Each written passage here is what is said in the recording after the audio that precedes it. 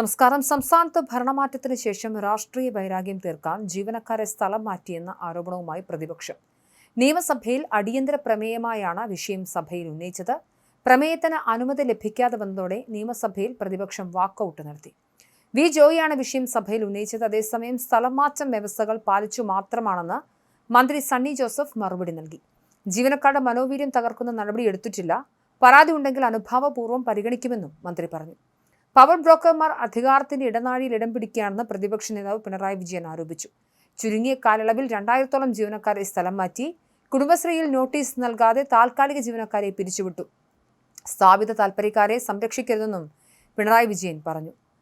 ട്രോളുകൾ പങ്കുവച്ചതിന്റെ പേരിൽ വിരമിക്കാൻ ദിവസങ്ങൾ മാത്രം ബാക്കിയുള്ള ജീവനക്കാരെ സസ്പെൻഡ് ചെയ്യുന്ന സർക്കാരിന്റെ നടപടി കടുത്ത അസഹിഷ്ണുതയാണെന്നാണ് പിണറായി വിജയൻ കുറ്റപ്പെടുത്തിയത്.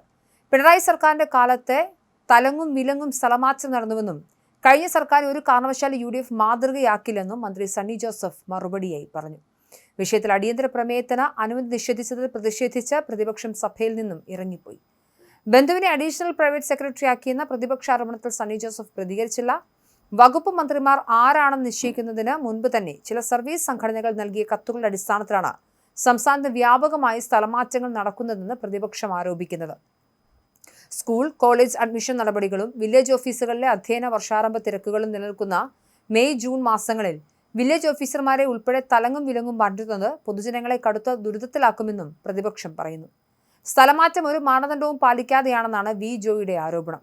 വേണ്ടപ്പെട്ടവർക്ക് ആവശ്യപ്പെട്ട സ്ഥലത്തേക്ക് മാറ്റം നൽകി. 33 വകുപ്പുകളിലെ 207 ഉത്തരവിറങ്ങി. 310 വനിതകൾക്കടക്കം ദൂരസ്ഥലങ്ങളിലേക്ക് മാറ്റി. സംഘടനാ നേതാക്കൾ ലെറ്റർപാഡിൽ എഴുതി കൊടുത്താൽ സ്ഥലമാറ്റം നടക്കുന്ന കാലം മുൻപില്ലെന്നും അദ്ദേഹം പറഞ്ഞു.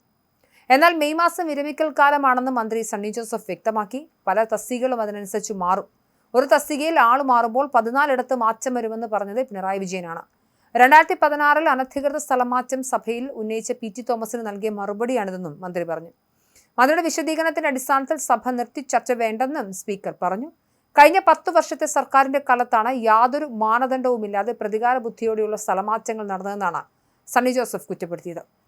അക്കാലത്ത് നീതി നിഷേധിക്കപ്പെട്ടവർക്ക് സ്വാഭാവിക നീതി ഉറപ്പാക്കാനും ഭരണസൗകര്യത്തിനുമുള്ള മാറ്റങ്ങൾ മാത്രമാണ് ഇപ്പോൾ വരുത്തിയിട്ടുള്ളതെന്നും ചട്ടലംഘനങ്ങൾ ഒന്നും നടന്നിട്ടില്ലെന്നും സണ്ണി ജോസഫ് പറയുന്നു. എന്തായാലും പുതിയ സർക്കാർ അധികാരത്തേറുമ്പോൾ സ്വാഭാവികമായും പോലീസ് ഉൾപ്പെടെയുള്ള എല്ലാ സെക്ടറുകളിലും അഴിച്ചുപണികൾ നടക്കും.